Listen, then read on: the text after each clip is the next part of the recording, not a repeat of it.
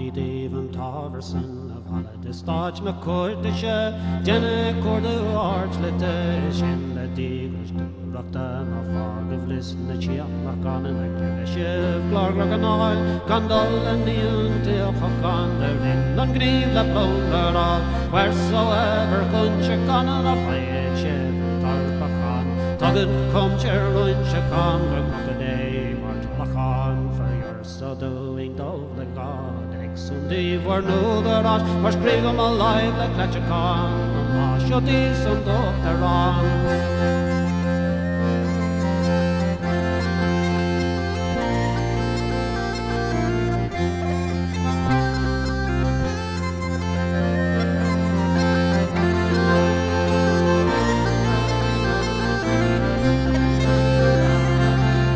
Baha saol agus stair aimsir inar bhar an Aodhagáin Ó Rathaille mar sé timpeall ré na Flandálaí Rugabh sin bid 6 agus fuair sé bás blin 7 féinní ach go ré héal tháinig aithrí suntaach anna bhór hÉireann ó thaobh bhí an cléo dearnach na Gael agus an sin tús na péindlithe agus rinne sé tagad sin in chuil filíochta an ahrú mór sin agus an darcha searadh a bhí ag go faoi.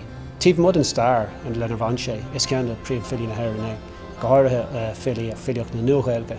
Nuair a Rugabh ag an Rathaille bhí na chuid módas na filíochta bhí sin mar pátrúnaí ag na seanna Gael ach faoin am a bhór sé bhás bhí an cúirt sin Thit has a chéile. So scríobh sé I dús a héal scríobh sé filíocht ag tuairt mulla do chud fátrún agus a bhíon deireadh a héal ba fila na cosfuinte ré.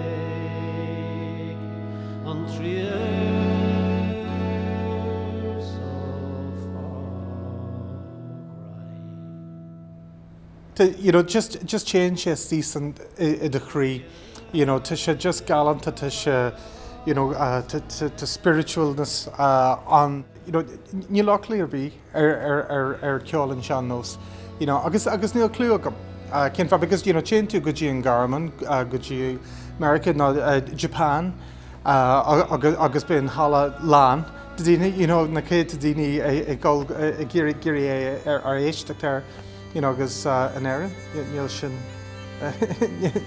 seo antíos Jackra.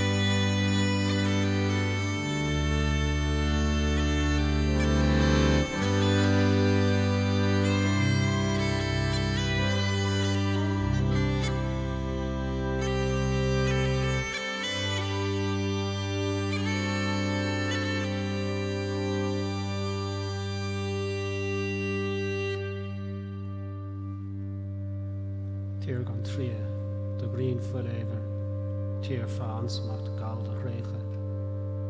Tír de dorte fa chosad na merlach, tír na gawan is tread geheglum. Tír vocht woordhe is oig na kiste. Tír gan far, gan mach, gan chéile. Tír gan lu, gan faun, gan éistocht. Tír gan chorn de vocht of le déanamh. An tunscoil seo is beidir an bhblin seáte a thosaimar agus táid díreach tréis album a chur le chéile, so bhí sé sin anmhaith chun iad a chur ar cearnaín agus táid tnú go mór le iad a chur amach beidir an bhblin seo. Agus bhí muid ag gobar le chéine ar fanna blionntadó ar tunscoil eile, so tá sé I gcónaí chunmá bheith ag gobar le leorcán agus mar. Spéir is a gréir níl tatan os fearn